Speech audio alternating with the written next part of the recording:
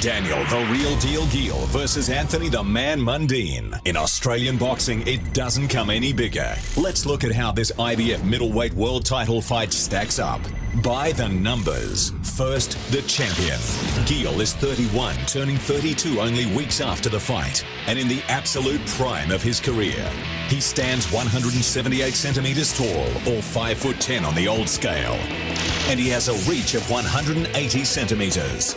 Over his last 5 fights, Geale's average weight has been 72.23 kilos, making him a true and consistent middleweight. And in the well-respected BoxRec rankings, Geale sits at number 2 among all middleweights in the world. On the flip side, Anthony Mundine is number 14 in the rankings. And at 37 years of age, many think he's getting on. But BoxRec's world number 1 middleweight, Sergio Gabriel Martinez, is also 37. So age on its own should not be a factor. The man stands a little taller at 180 centimeters or 5'11". But his reach is a little shorter at 178 centimeters. And in the weight department, he's tipped the scales at an average of 71.28 kilos over his last 5 fights. Not much separates these fighters, but Mundine does have a big edge in experience. His record stands at 48 fights for 44 wins and 4 losses.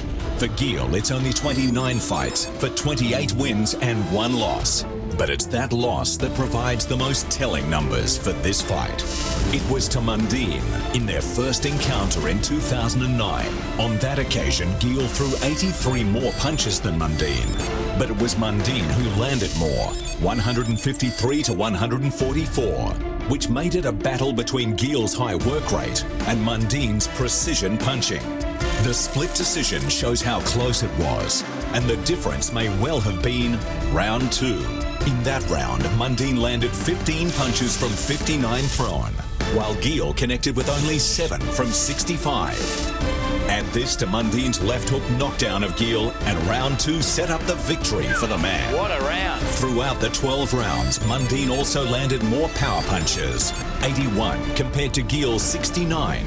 This advantage in power to Mundine is also reflected in each fighter's career knockout percentage. Since Mundine-Geale won, both fighters have had contrasting fortunes, with Geale no doubt having the edge. In his 5 most recent fights, Geale has faced and defeated 2 world champions and a former world champion. And Geale has become the WBA and IBF middleweight champion of the world. For Mundine, although he has fought 2 former world champions, his opponents have not been highly regarded, and his loss was to a rookie in Garth Wood. One final factor that can't be measured in numbers: motivation. Mundine's is to show he's still the man and cement his legacy.